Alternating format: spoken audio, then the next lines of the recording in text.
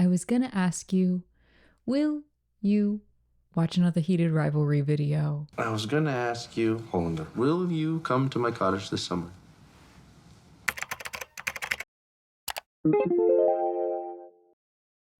I'm pretty sure I don't have to explain this, but just in case anyone out there has not been keeping up with the times, Heated Rivalry is the hit Canadian sports romance television series that's based off of the Game Changers novels by Rachel Reed. It was created, written, and directed by Jacob Tierney for Crave and has since been distributed internationally by platforms like HBO Max. I wasn't originally planning on talking about Heated Rivalry because I feel like there's so many other videos about Heated Rivalry out there, but then I had a few friends suggest to me that they would like to hear me talk a little bit about the show's cinematography because they haven't seen a lot of people talking specifically about that aspect of the show, but they too have noticed while watching the show just how visually stunning and cinematic it all feels.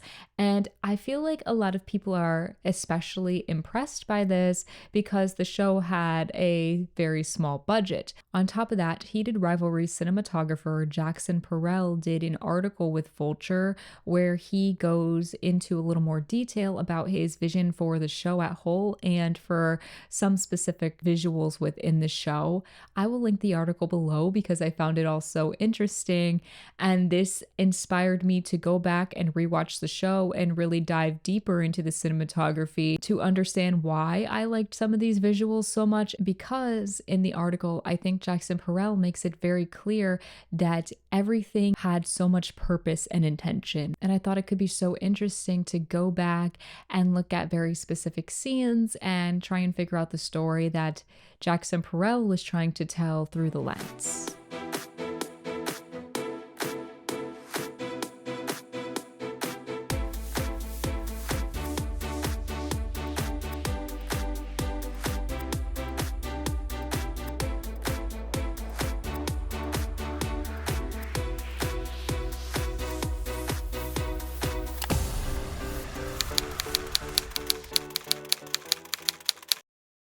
One of the other reasons I thought it would be fun to discuss the cinematography of Heated Rivalry specifically is because I feel like there are so many other shows and even movies out there nowadays that just don't feel like they put in the same amount of thought, effort, and intention within these aspects of their production. There are a lot of shows out there with much bigger budgets, but just don't look as good. Heated Rivalry has been a testament to showing that you can have a show look cinematic on a budget. The creative team behind Heated Rivalry is essentially proving that money means nothing if you don't have the talent or the creativity to back up your show. To put into context, the budget for Heated Rivalry was somewhere around 3 million Canadian dollars per episode, or about 2.2 million US dollars. To put this into perspective, another popular show, Bridgerton, has a budget of about $7 million per episode. That's more than double Heated Rivalry's budget. And while I do appreciate Bridgerton's big production value, like within their wardrobe and with their set design, I have to point out that there are times where the show's look doesn't really reflect the high budget that they have. For instance, in season 4, which has only half the episodes out at this point in time of me recording, there have been a lot of people kind of clowning on a couple of scenes that were clearly shot in front of a green screen. And I know Bridgerton has used a green screen in the past and stuff, but this particular scene just took a lot of people out of the show because it just looked so obviously like two actors standing in front of a green screen that it was almost comical. And it's funny to think that a show could look like that even with their big budget. Meanwhile, in comparison, you have a much more smaller budget show within Heated Rivalry that was doing really great things with the money that they had. And now, this isn't me hating on Bridgerton or anything. I am a Bridgerton enjoyer. I like Bridgerton, but I think it was just an interesting example to highlight with their budget because more recently that green screen scene has been making its rounds on the internet. But overall, I do like Bridgerton, so don't come for me about that. I also find the way that Canadian shows are filmed in terms of their budgets to be very interesting because a lot of Canadian television heavily relies on tax breaks in order to basically make back huge chunks of what they spent on their labor, which I find really interesting. In my research, I found that to fund Heated Rivalry, Jacob Tierney and Brendan Brady reinvested 10% of their own funds into the show, and 30% of their funds came from Canadian tax credits as well as the Canada Media Fund, which is a resource derived by the government as well as industry contributions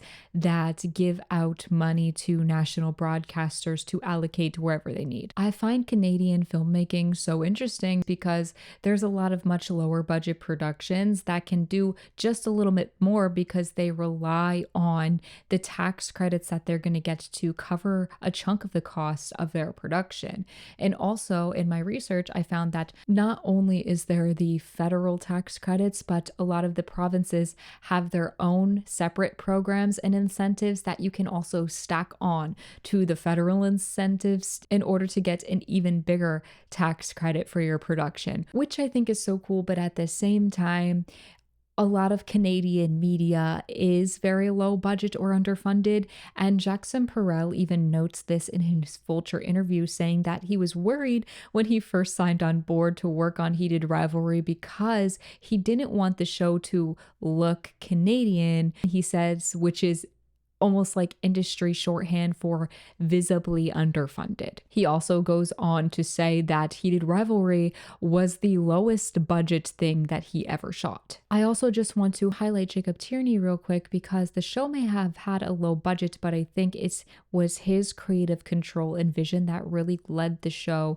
into the direction it was going. It was him who wanted Jackson Parrell to get involved, and he had the opportunity to maybe get a little more financing for the show, but he actually turned down a lot of these other financiers because they wanted him to take the show in different directions that he just knew wasn't right for the show.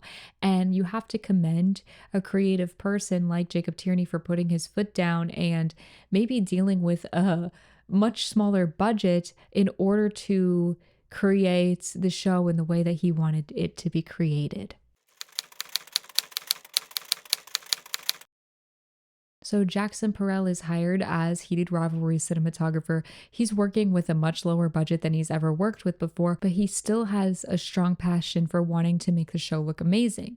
He says, "The look of Heated Rivalry really came out of my love of maximalist lighting and color paired with a constant desire for naturalism. I wanted the show to feel full fat, rich, contrasty, and cinematic, but still relatable, something that could defy expectations around what on screen adaptations of these stories usually look like." I think he's absolutely right, and a lot of shows and movies, not just of adaptations, but shows and movies in general nowadays, have this muddy, flat, dull feel to them, and they just don't have that maximalist look. They don't have the color, they don't have the lighting, they're not going for contrast, or maybe they just aren't putting a lot of effort into the creative look of their show. But I really love that Jackson Parrell was dead set on making sure his show didn't end up looking dull like a lot of these other shows nowadays are. In the article, he says, and I quote, "I wanted everything to look beautiful all the time." Jackson Parrell shot Heated Rivalry on two Arri Alexa 35s, which are not cheap cameras. I feel like with the budget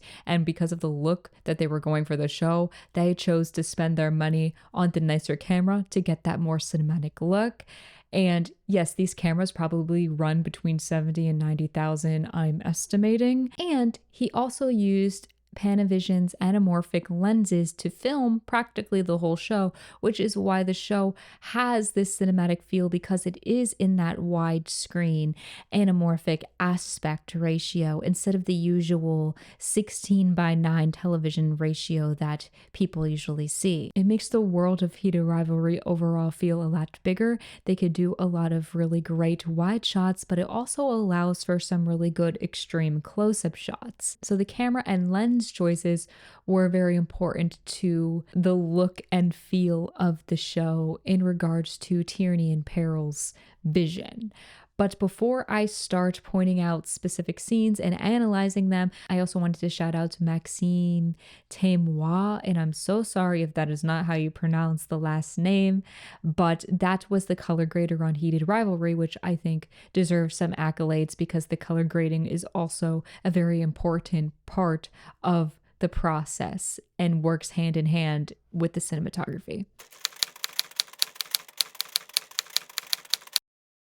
Now, after reading how passionate Jackson Parrell was about the look of the show and getting the look of the show with the resources that they had, I wanted to point out and analyze some of my favorite cinematography moments and talk about what I caught from the visual standpoint of the storytelling within these shots. Firstly, I think color is so important in Heated Rivalry, and I like how they used color to represent some of the characters. A lot of the times we will see Ilya in warm lighting. We a lot of times see him in red, and I feel like reds and oranges really represent Ilya in terms of a lot of the lighting of the show, while Shane is represented a lot with greens and blues and more cooler tones.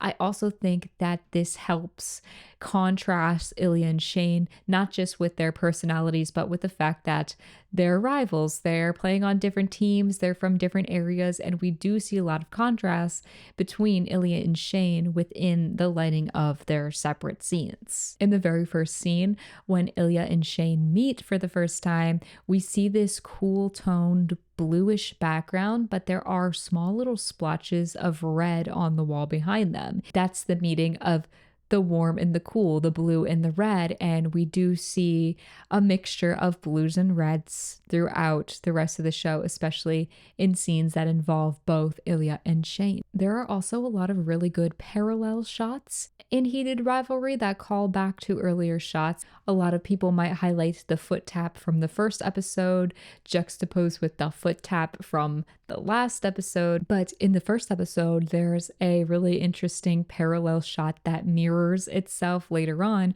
when, in the beginning of the show, Canada loses to Russia, and there's this shot of Shane skating away as the Russian team celebrates. And very soon after, when we see the scene where Russia loses to Canada, we get the exact same shot mirrored, except for it's Ilya and he's skating the opposite way, and it's basically this same shot backwards, and I thought that was really cool. Also, in the first episode, the scene where Ilya and Shane are shooting that promotional commercial or whatever it was supposed to be, and the lighting in that scene, I absolutely love that we only see the silhouette of Shane and Ilya's faces, and you still get so much emotion, you get so much tension and so much chemistry, and you can't even see their faces. I feel like a lesser show would have probably wanted some sort of light on their faces, but I love that it's just a silhouette. We can't really see their expressions, but we can get enough of their interaction by how they talk with each other. Also, in episode 1, sorry if I'm talking too much about episode 1, but there's this really beautiful shot in the locker room between Shane and Ilya, and once again, we are seeing the warm tones meet the cool tones because on Shane's side, you see these white, kind of silvery, cool tone lockers, and on Ilya's side, the lockers are red. So you get this really nice wide shot of Shane and Ilya and the lockers going back. But when the camera is just positioned on Shane, you see him in a cool background. Not only do I love the contrast in this scene, but it also adds to highlighting Shane and Ilya's sort of colors that we see come up time and time again throughout the show. There are also so many scenes in the show where the way that they worked the camera and the lighting, or the resources that they had in order to make the show feel bigger, I think is so amazing. So obviously, they didn't have a lot of money to pay background actors on this show. So the way that they used limited background actors and sometimes no background actors, I think was so clever. Movie magic, right? But in the press conference scene, there's no press, obviously. There's no people actually standing in front of Shane and Ilya. They couldn't afford it. So what did they do? They have this really cool shot of the backs of Shane and Ilya's heads, and all we see is the lights blaring at them from the front. So we don't need to see the crowd. We get a sense that the crowd is there. I think with the harsh lighting, not only is it a cool trick to cover for not having background actors, but I think it adds to maybe the nerves of what Shane and more specifically Ilya were feeling in front of the press with the lights kind of blaring down on them, putting them in the spotlight, making them uncomfortable. There's also, the big scene later on in episode 5, which I will talk about later, but they also didn't have background actors for that big game. I read that there was only about 50 background actors, and then they filled out some of the space with their crew members in the seats. And then in post production, what they did was take those 50-ish people and spread them out throughout the entire stadium to fill out the stadium. So if you look closely, you'll probably see the same people multiple times if you're looking that hard. But I think they did such a good job with the budget that they had because the show still looks good and it doesn't look cheap, but they were really working on limited resources, which brings me to the VFX wall, which I didn't talk about earlier, but quite a few times in the show, they used a VFX wall instead of a green screen as a different sort of technique, which I find very interesting. So the VFX wall is also sometimes called a volume, but basically instead of going to a soundstage and shooting in front of a green screen and then editing in the green screen in post, they shoot in front of a big LED wall that they can make the backgrounds on the wall, whatever images that they want it to be. And I think it's actually better for the actors to help them visualize what exactly is going on in the scene versus just them standing in front of a green screen. And they use the volume or the VFX wall a lot throughout Heated Rivalry. But one of the times that I really liked it, because I didn't even notice this when I was watching, was the scene in Vegas in episode 1 on the rooftop. That whole background is just an LED wall and it looks good, especially in that scene. I couldn't personally tell that it was fake. And I love the way that they use that to also help light the scene. Where in that scene, once again, we see Shane in cool lighting, but then there's a moment within the scene where Ilya turns around and the lighting behind him is warm red. Once again, we're getting such interesting contrasts between the warm and the cool in terms of the lighting, and I love how they used the VFX wall to help add to the lighting. This also brings me to the cafe scene at the Olympics in episode 2, because I found out that that was also the VFX wall. So the cafe was placed in front of the wall, and then they used the wall to create the background at the Sochi Olympics.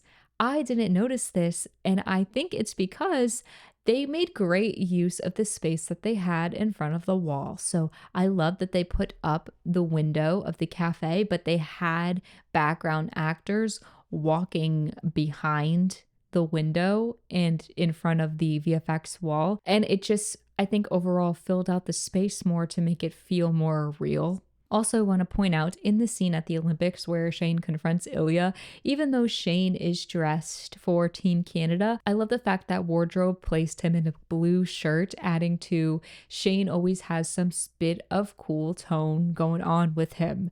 And I thought that was done on purpose because the blues and the greens are kind of Shane's colors throughout the show. Also, in episode 2, at the MLH awards scene, I want to point out the quick contrast where we see Shane backstage. The lighting is cool, very blue. And then when Shane and Ilya are on stage, the lighting is very warm, golden, amber. I think in this scene, and I could be reading it wrong, but I see that dramatic shift in lighting from the cool to the warm as the confusion of where Shane's head is at in the scene, as he's nervous about seeing Ilya again, but at the same time, he's kind of mad at Ilya for not talking to him. And I think he has a lot of contrasting emotions going on in the scene. And I think the very contrasty lighting is a reflection of Shane's mixed emotions. I also have to mention the bathroom scene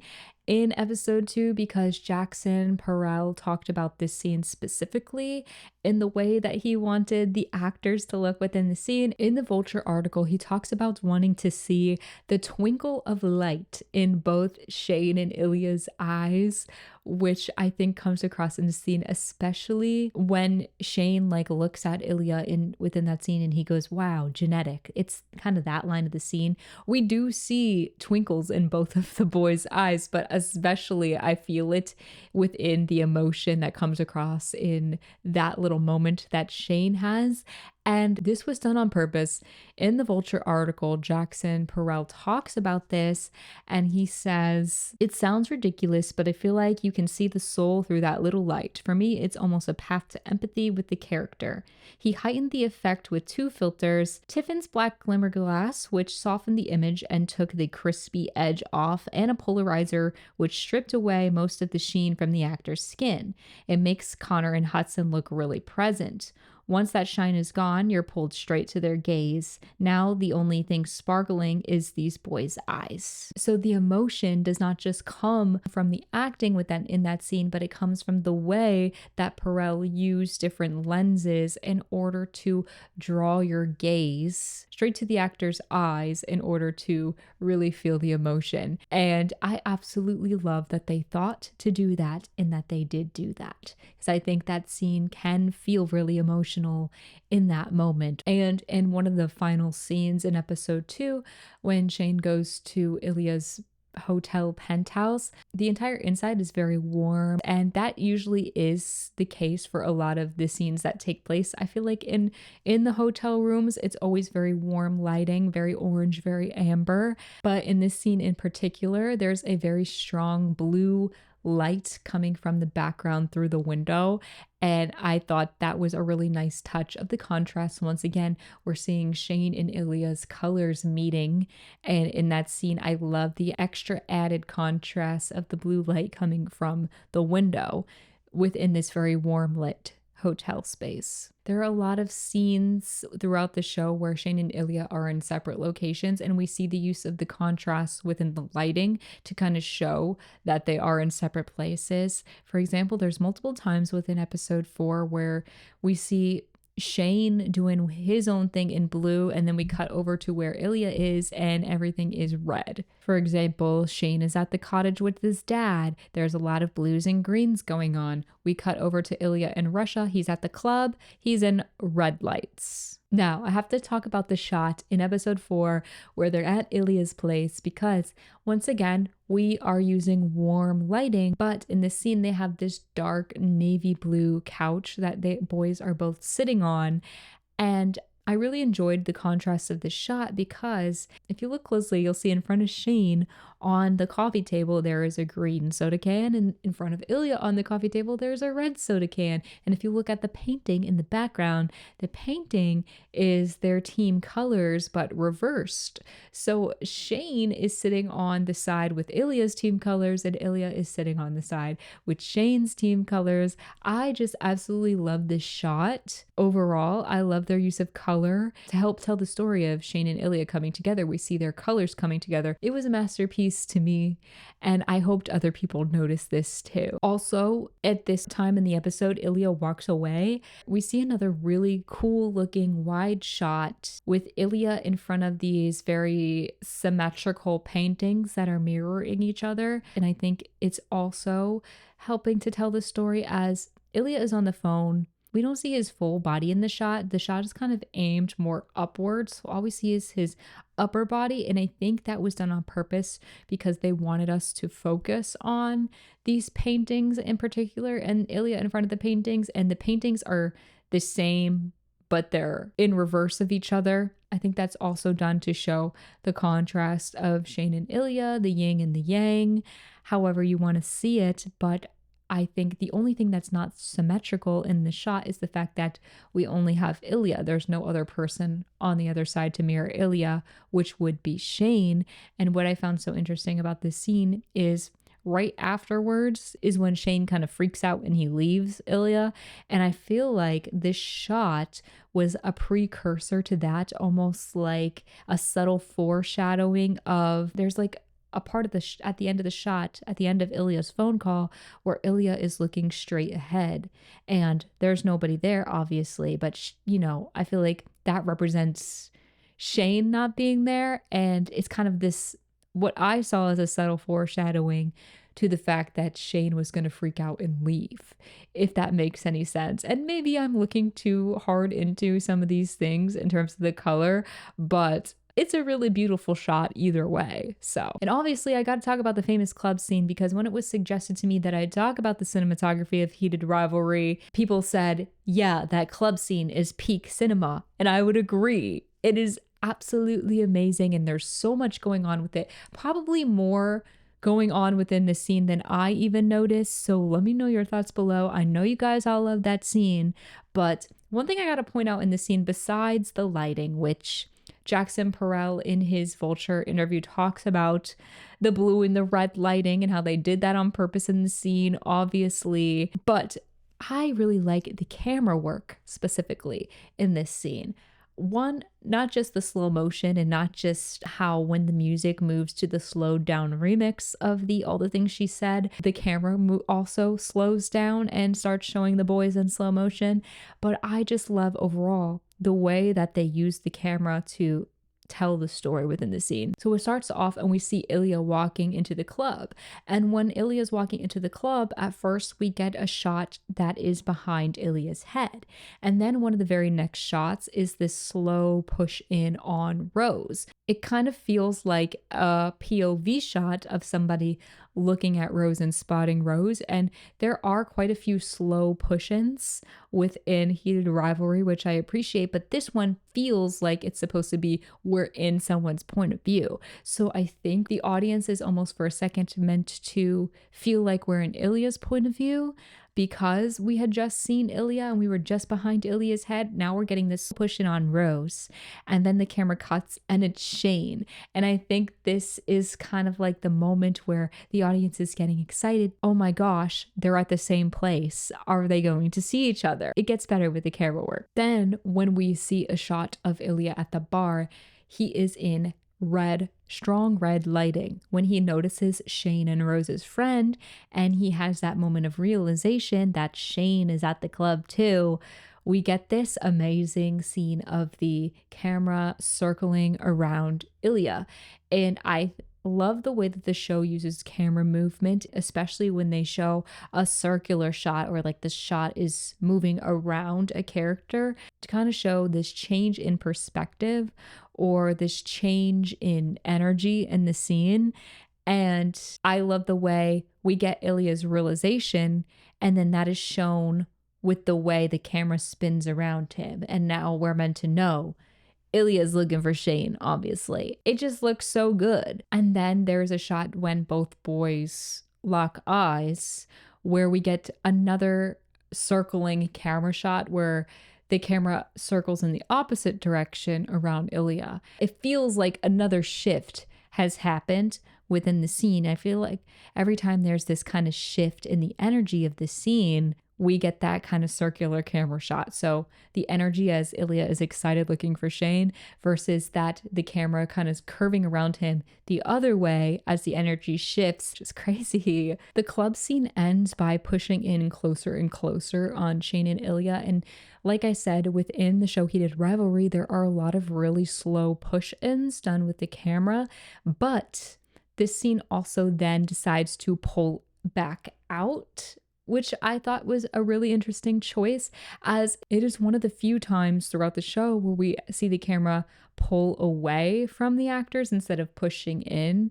And it just seems so intentional in the way that it was done, because usually the audio is slowly going away as the camera is pushing in, and we're just kind of just focusing on Shane's expression, showing that there's something different going on in his head than what's actually going on with everyone else in the scene. And they do this in a couple of scenes with Ilya too. But I thought it was really interesting that they chose to pull back out at the end of the scene, showing all the chaos going on behind the boys with the slow motion, with the lights. It feels like a small person in a big world. That's kind of the feeling I get in this scene in particular as the camera slowly backs away from both boys. It feels very much like it's trying to show that the boys feel like things are out of control within the world around them. But also, I could be looking too far into it, so don't come for me. And let me know what you guys think was the reason for a lot of these choices, especially within this scene. I feel like I've been talking probably too much, but I just want to mention a couple more scenes that I really liked, and maybe I'll cut some of this out. But episode 5 has some really good scenes with Ilya in Russia. And a lot of times when we see Ilya in Russia, we see him in warm, orangey red light. After his dad's funeral, there's this confrontation that Ilya has with his brother. And in this scene, I thought it was really cool because suddenly, for the first time in a scene that takes place in Russia, we see this bright green light, and I thought that was done on purpose to show a subtle foreshadowing of the light at the end of the tunnel, so to say. Ilya is about to leave this life behind and this world behind. It's going to be one of the last times we see him in Russia in the show, and it's going to be one of the last times we see him speak to his brother in the show. And I thought the green light was done so intentionally to show this little spark of there's a different world out there for him and a different life out there, and he's about to go towards that. That's the vibe I was picking up with the green lighting. And also, I associate the color green with Shane because Shane wears green within the show, and we do see him in a lot more cool tones. Later on, with Shane and Ilya on the phone, Ilya is in this tunnel.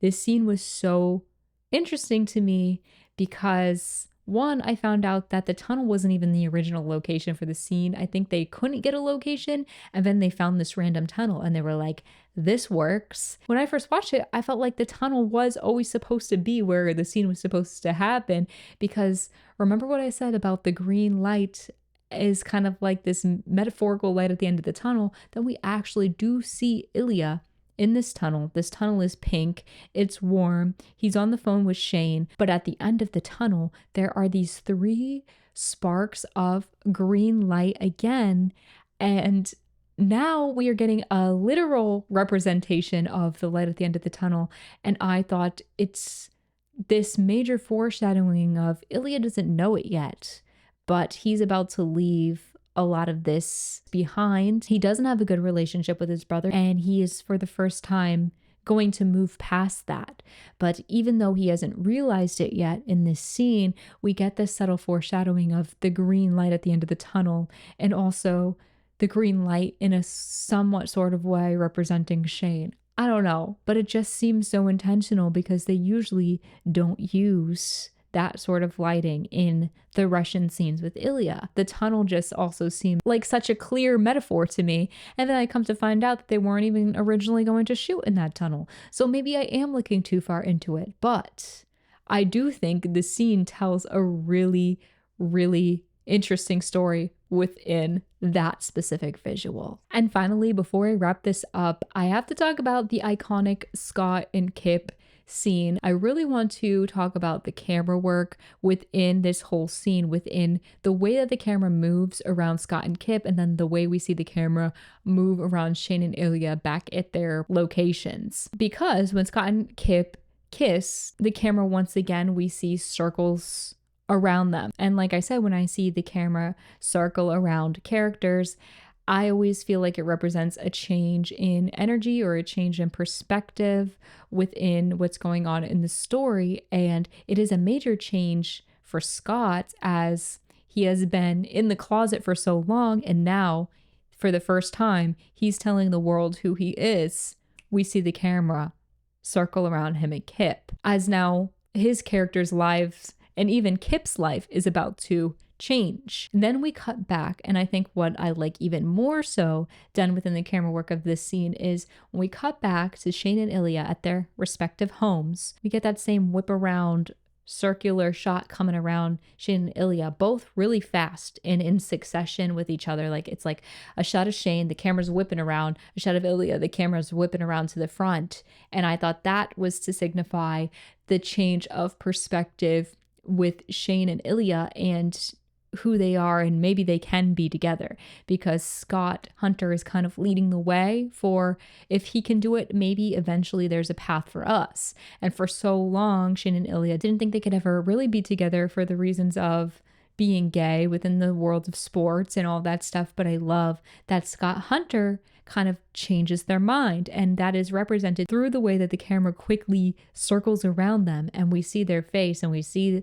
this change. And then immediately Ilya calls Shane and says, I'm coming to the cottage because his perspective has changed. It's such a sweet scene, but I think what really adds to the emotional impact of the scene is the movement of the camera. And maybe you don't notice it at first. Maybe it's more subtle, but it's there and it's helping to tell the story and it's helping to hammer the point home to the audience that there is this shift going on. I really liked and appreciated that.